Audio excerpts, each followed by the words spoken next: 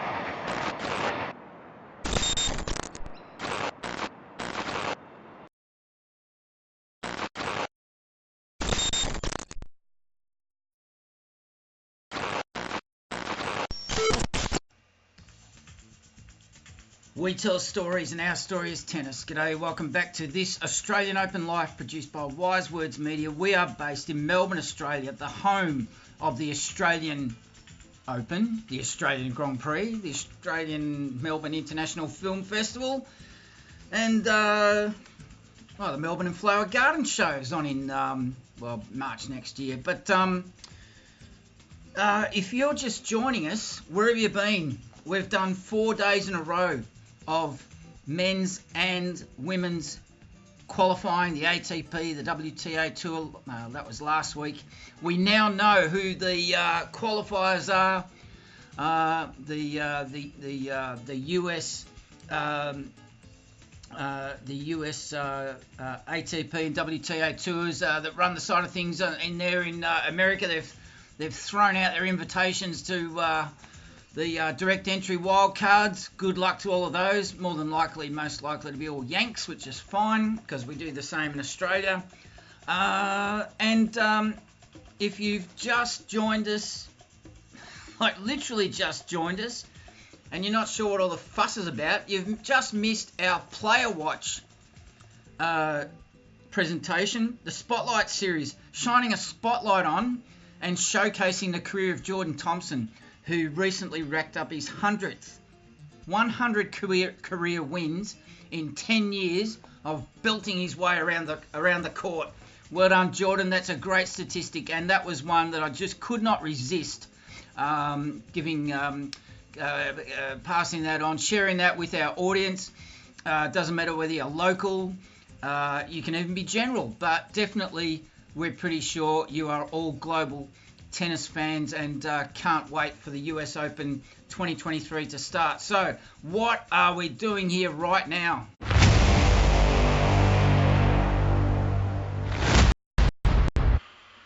Well, to be honest, we're sitting in our luxurious production studios here in Melbourne, Australia, with the sun streaming in. The sun's streaming in while we're live streaming. Yes, we can do two things at once. But in America, The weather's been a tad inclement. Earlier on, a couple of hours ago, the weather was very nice. I think it was 27 degrees from memory. But at the moment, it's currently 23 degrees, passing clouds. Those clouds passing over the weather station in New York City happens to be in Central Park, would you believe? Which I never would have thought Central Park would have had a weather station. Maybe it was near Central Perk, for those of you who are fans of the Friends. But yeah, 23 degrees at the moment. The current local time in New York is just slowly yawning its way towards midnight. 23 degrees. Tomorrow the weather's going to be a bit unsettled in New York during their daytime. Very unsettled. Sun, cloud, thunderstorms on Wednesday. So hopefully, and although it'll be 26 on Wednesday, but hopefully for ourselves, it'll be a very, very pleasant viewing experience as we cheer along all those competing for the titles in Flushing Meadows, New York this year. So what are we doing here today?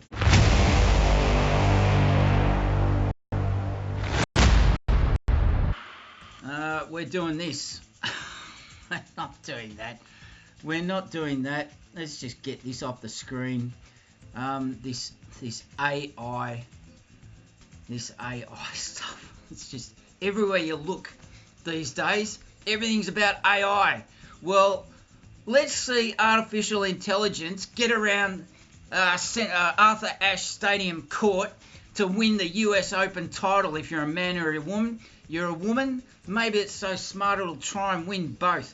And when I'm not having any of this AI stuff on this Australian Open Live. But unfortunately, you will see that here on the screen, I'm not able to scroll down that screen for you. I apologise because oh, maybe I can. Oh, I don't think I can do that.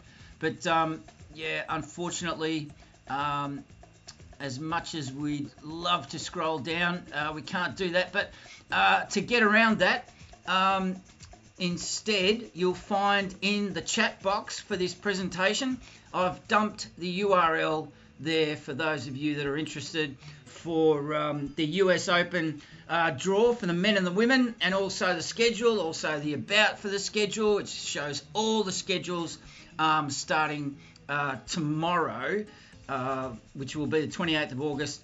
They're about 12 hours behind us in Melbourne, Australia. So I'll leave that to yourself to follow along with me. And if you are following along, what we're going to do is we're going to look at the women's side of the draw here, and we're going to pick out with as little bias as we can towards the Australian players. We're going to pick out some matches that might be of interest, and we're just going to randomly pick them out and scroll down the screen. So we're going to get into the guts of the draw there, get away from the seeds, and I've just spotted one here that I think will work a treat. So just give me a second to set this up, because I have actually spotted in the top half of the draw one of our new favourite players who has been out at the Australian Open. She was out there a couple of years ago. So let's switch it up a bit, and I'll dump this in the chat box so you can see this match that we're going to go through. And let me introduce you to Miriam Björklund of Sweden. So just give me a second here to catch up where my fingers catch up to my brain, which could be that could take forever. But she is unseeded, Miriam Björklund, and she is up against a German player. So that is now loading, and you'll see that it's Elise Mertens, seeded 32. She has just snuck into the seedings there.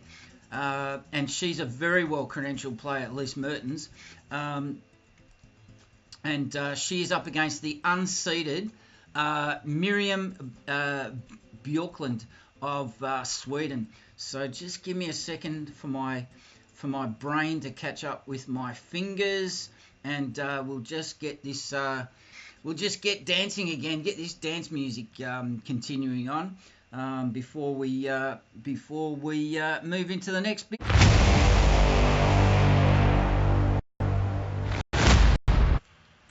So whenever you hear that stinger, we are switching gears and recalibrating and going up a gear. So I do have some footage of Miriam Björklund playing, actually, and I won't muck around looking for that footage just yet.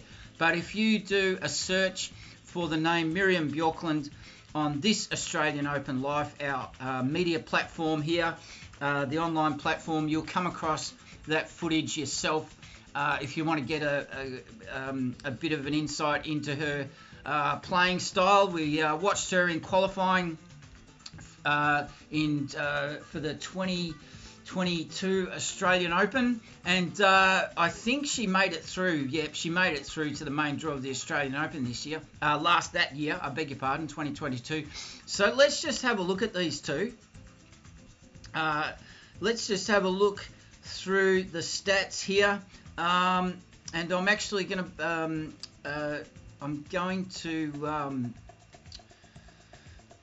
to go through these player profiles, and we won't spend too much time digging too deep because we want to get through a few, you see, if we're here for 45 minutes or an hour. So Elise Mertens ranked 32 in the singles, 4 in the doubles. She comes from Leuven, Belgium. There you go. I've been caught out already trying to make this up as I go along. She's got 7 career singles titles. She's won 17 matches in 2023, and she's actually been as high as 12 this year. So she must have had a few losses where she failed to defend some rankings points from last year, is usually the reason for that sort of a slide. She's won prize money this year of just shy of 900,000 US, and has career doubles titles as 17. So she's a very handy player. She's very familiar to us here at this Australian Open Live.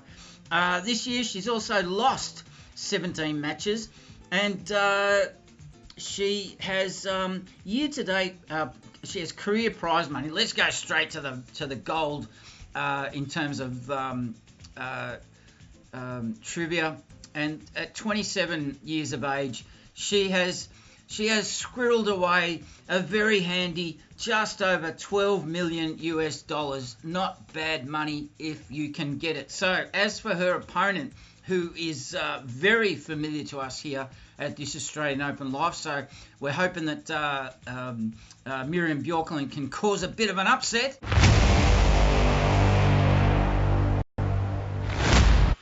Because if she does, that'll be the cue for some pretty dramatic music.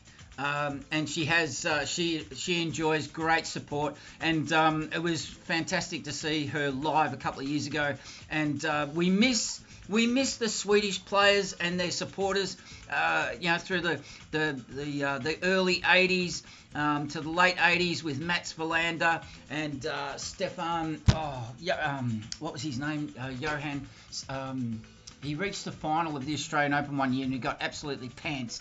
But Stefan Edberg, all those guys that were around the top level of elite tennis for so long. Well, it was great to see Sweden represented again, and hear the Swedes chanting and cheering to their heart's content. So Miriam Björklund now well into her mid-20s, and she's usually in the qualifying ranks.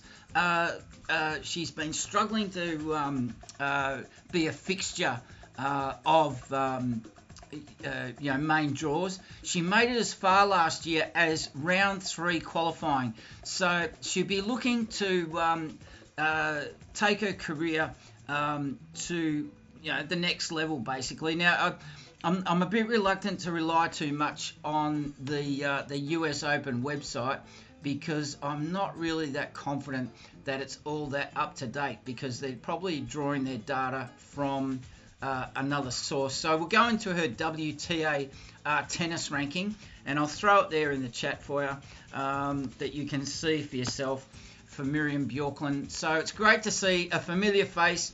She's currently ranked 155 in the world, and as I suspected, her WTA profile, it says that she's right-handed and 5'7" and not much else, which is fine for the moment, because we're just highlighting a few matches as opposed to going too deep with their details. So let's take a look at another match here in the draw, and we'll scroll down. I've just spotted Danielle Collins has been placed on the grandstand court for her opening round match. So let's take a look at Danielle Collins, because for those of you that aren't familiar with that name, Danielle Collins, well, the trivia question for those of you playing along at home, as I just scroll through here, and she's just gone missing in action, but the trivia question for those of you playing along at home: what is Danielle Collins' claim to fame in tennis history? Well, she was the very last player that ever raised a racket in anger against Ash Barty of Australia. Why is that? Because she was the finalist of she was Ash Barty's opponent in the final of the Australian Open 2022, and she was also the last opponent, the last person to ever play Ash Barty, as she won it her first, and as it turned out, unknown to the rest of us, her only Grand Slam career title, her only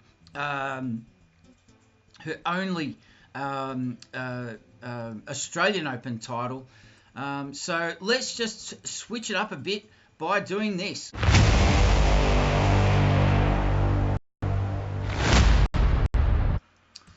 We tell stories, and our story is tennis. G'day, welcome back to this Australian Open Live, and the story is that we're going through the WTA side of the tour,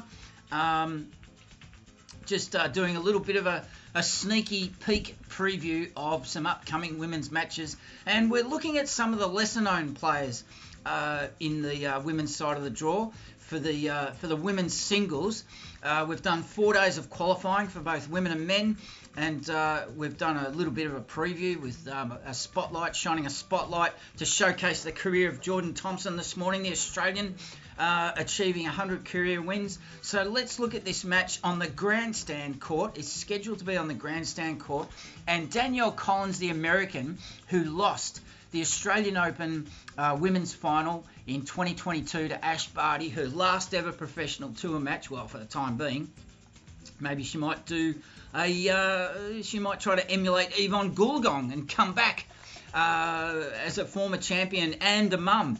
Well done, Ash. From the Czech Republic, Linda Fruhvirtova, ranked 56 in the world at the time of asking, which is right now, today. So let's take a look at her WTA profile for some stats, if we can find them, because we like a bit of a stat here. Now, Linda Fruhvirtova of the Czech Republic plays right-handed. She's she is barely into her tennis career at 18 years of age. She plays right-handed. Her career high is 49, and she's already got a singles title and nearly $1 million US in her bank account. Nice work. So where is she succeeding? So we'll just look at our two favourite stats on serve. When she's facing a break point, she wins 48.7% of the time.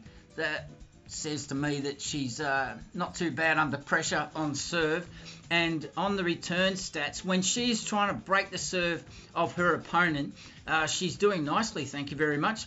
51% of break point opportunities, she is winning. So it looks like that Danielle Collins has got her work cut out for her in the first round. And on the grandstand court, I'd be tipping Danielle Collins as a Grand Slam finalist. I would be tipping her for a win there. But she has had quite a few injuries, I know for a fact, since the Australian Open final that she lost. And I think she's gradually working her way back into form. So she's currently ranked 34, but in the draw for the US Open, she's unseeded, which is understandable at a ranking of 34. So she's just outside. Now, her overall, she's a right-handed player out of Florida. She's about to turn 30 this year in December, and she has career prize money of $6.5 million just about, and she has 2 singles titles and not a bad win-loss record for 2023, 16 wins, 15 losses. But if we go into her key stats, the stats that... Oh, that's not what I wanted. That's not what I wanted. If we go into the stats for Danielle Collins for 2023, these are, I'm looking at. The stats that I like to look at, the serving stats, when she's facing a break point for a loss of serve, she manages to save 56% of them. So, yep, you'd expect that for a player at her level. And the break points converted, because this is where you win. This is where you make your money and your bread and butter by defeating your opponent, and you've got to break their serve to do that. So the break points converted, not so good. She only wins 43.5% of the time to break the serve of her opponent. So it's going to be an interesting match between these two. And we enjoy these matches between the lesser lights. So a great opportunity and a bit of a fluke of the draw that these two players have managed to avoid a known seeded player. And so let's just do a little bit of this.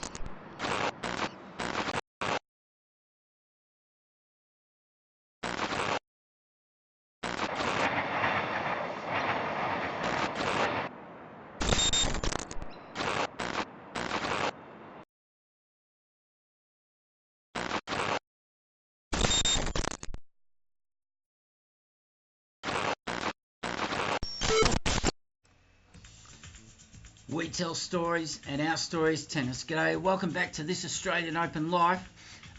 Really pleased to have your company today.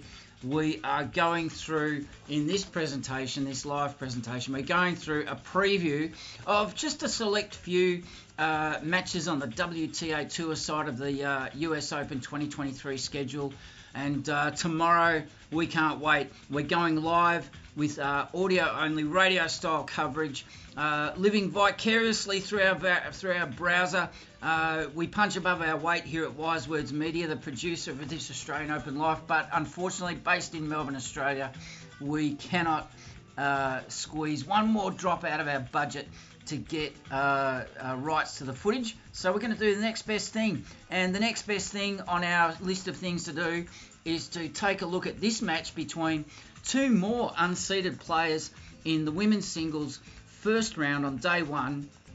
And this one should be interesting because it's a British player by the name of Yuriko Miyazaki, and she had a corker, an absolute corker of a Wimbledon recently this year, and she did very, very well. And so why not have a look at her form going into this match She is currently ranked 198 in the world, so she's done very well. I'm pretty sure she came through with, qualifying with 3 straight victories to get her berth in the main draw of the US Open.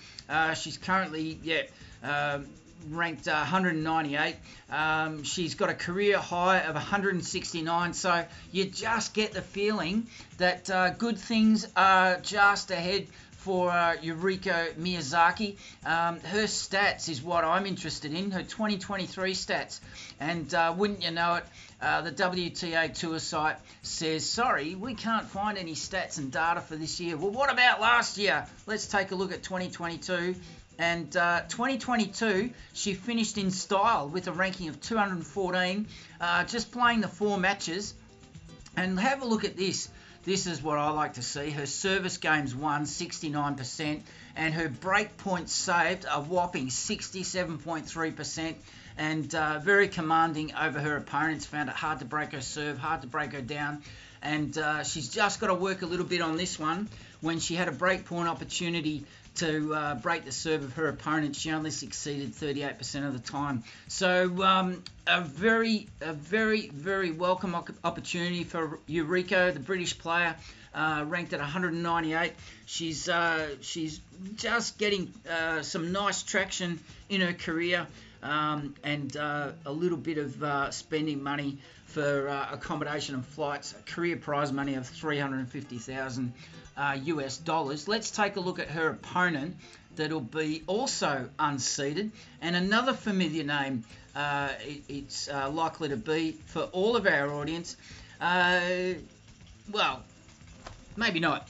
Ranked at 1,022 in the world, from Russia, Margarita Betova, and she's had a career high of 41 at one stage. So obviously global events affecting her career in recent days, or maybe she's a first-time mum or something, I don't know.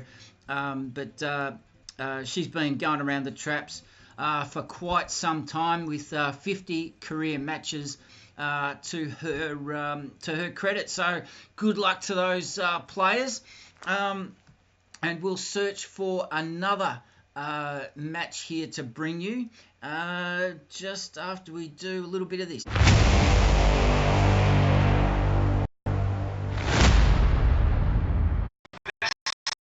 This is Spring Street.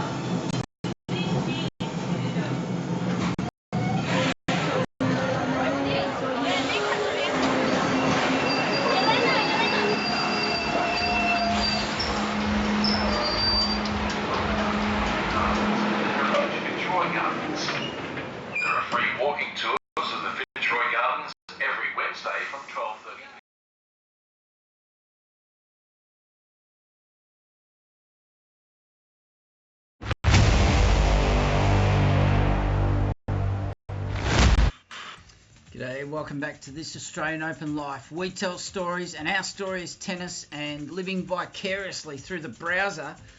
From Melbourne, Australia, our base, the home of the Australian Open, we are covering the first 2 days of women's and men's singles in New York, Flushing Meadows, at Billie Jean King National Tennis Centre, where the titles for both men and women will be played out on Arthur Ashe Stadium.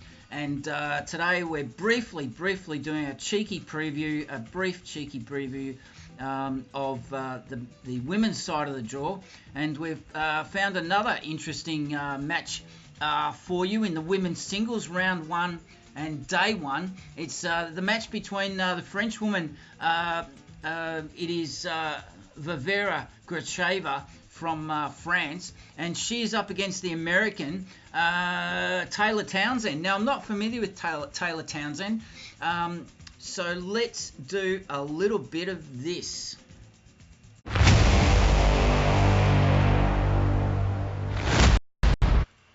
Now, in the browser, I can't scroll down the full screen, I'm sorry to say, but in the chat for this live presentation, I've thrown the URL in there for this match. You can check out the stats for these players yourself. Now, Taylor Townsend, I've not come across her before, and we're just going to give the Yanks a little bit of a spotlight in the sun today.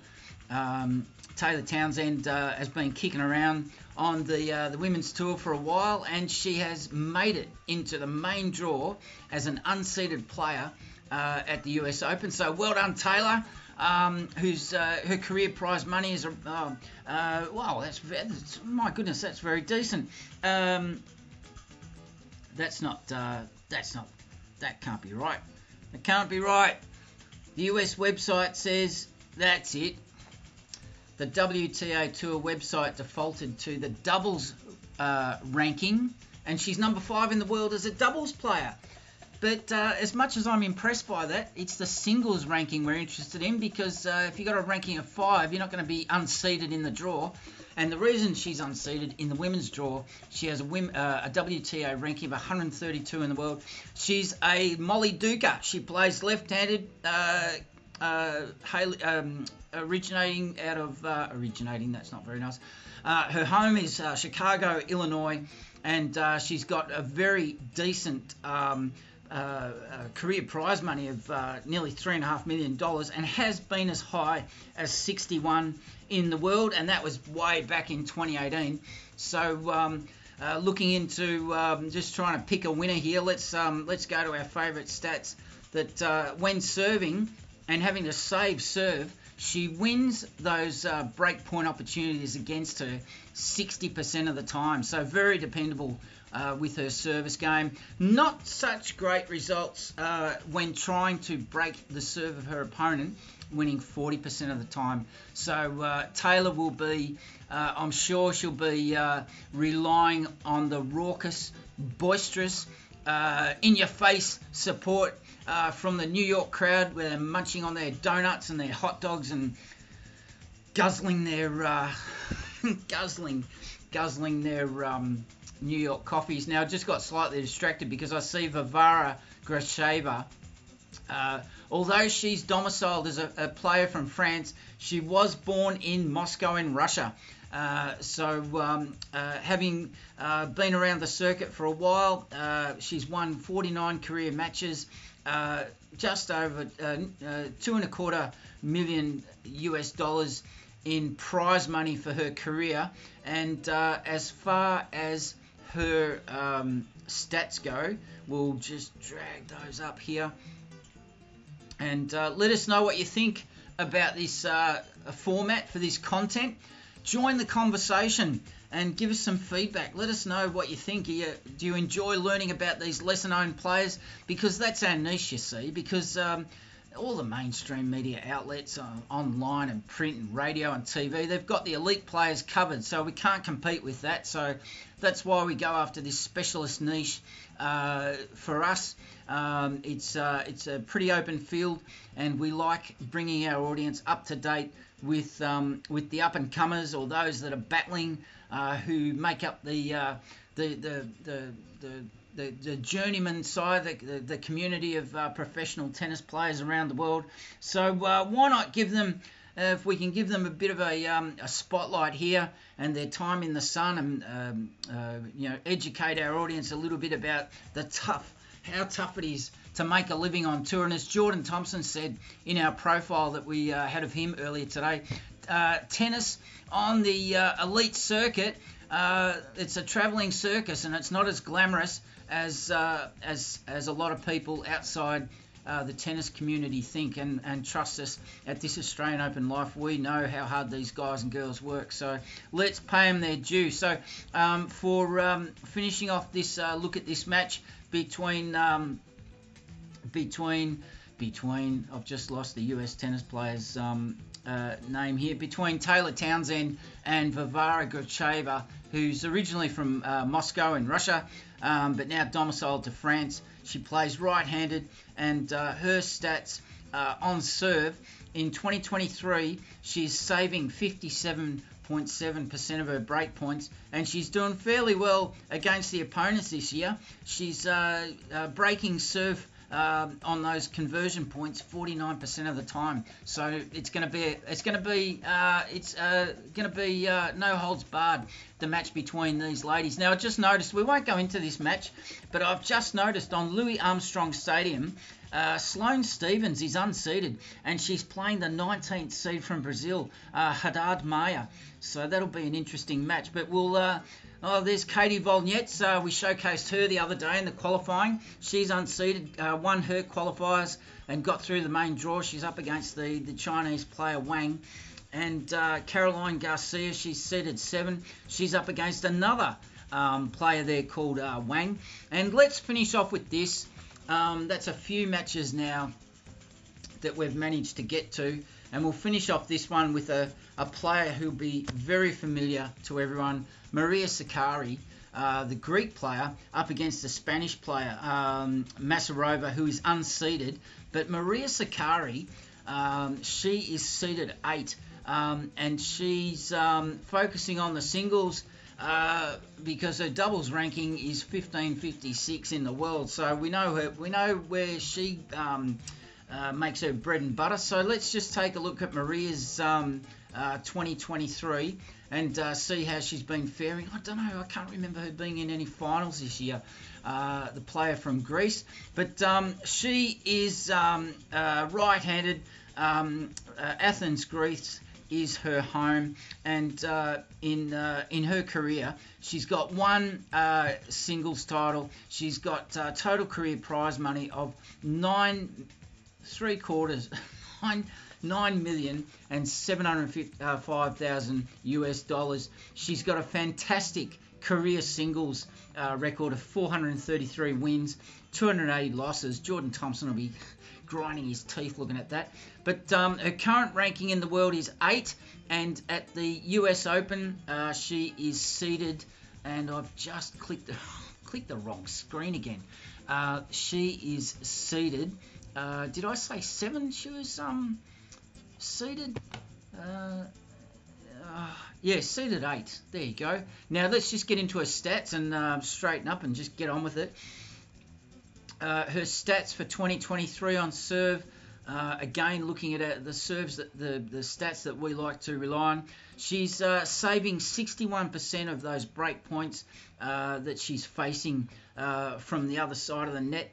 And on the break points converted, that's a bit surprising. I would have thought she'd have higher than 42%. But overall, her all-around game is not suffering at all because of a little bit of a dip in that stat there. So it'll be interesting to see how Marie goes. Let us know in the chat. She's one of my favourite players. I'm going to confess, Maria Sakkari. Like seeing her get around the court. And I also like watching Stefanos in the men's side of the draw. I think he's a really entertaining player. Now, her Maria Sakkari's opponent, unseeded in the draw but ranked 71 in the world, Rebecca Mazarova from Spain, but currently living in Basel, Switzerland. She's now every time I look at these career prize money, it's a red flag.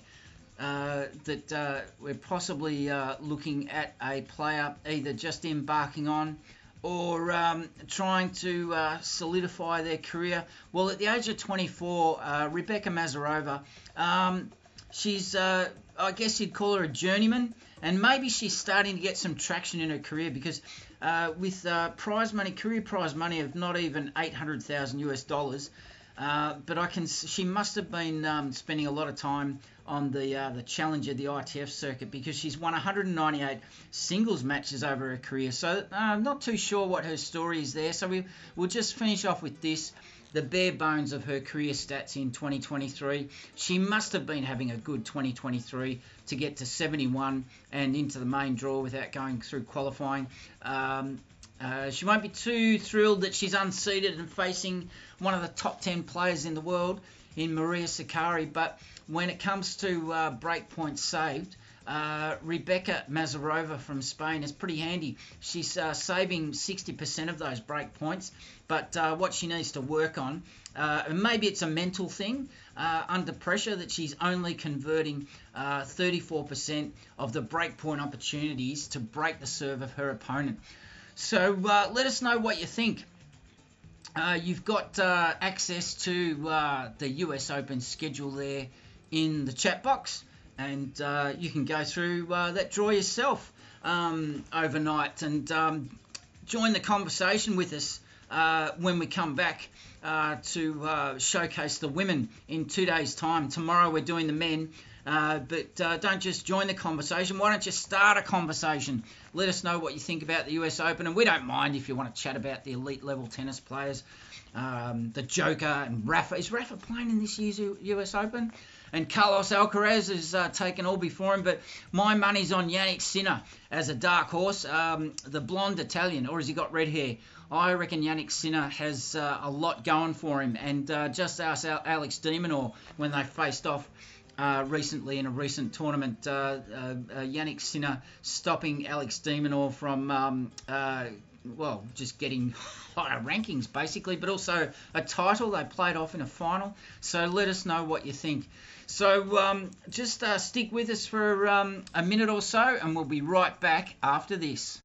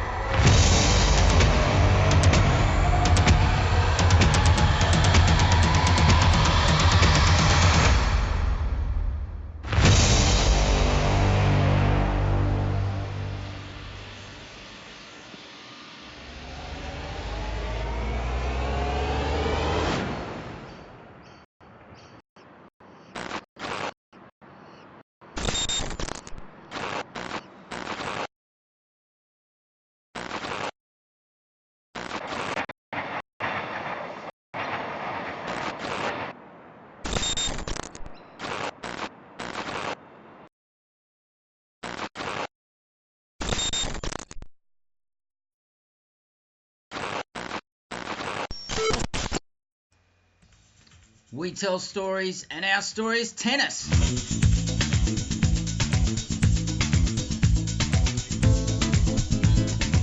Yep, g'day, thanks for joining us.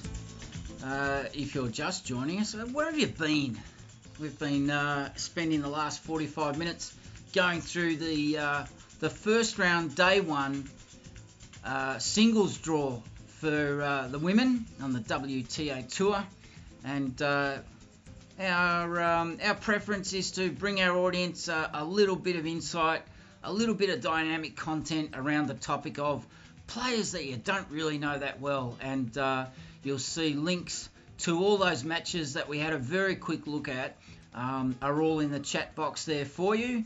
And if you want to join the conversation, you only need to be a subscriber for a grand total of 60 seconds. Twiddle your thumbs for 60 seconds and then fire up and give us your best shot. Serve it up. Let us know what you think about this year's US Open.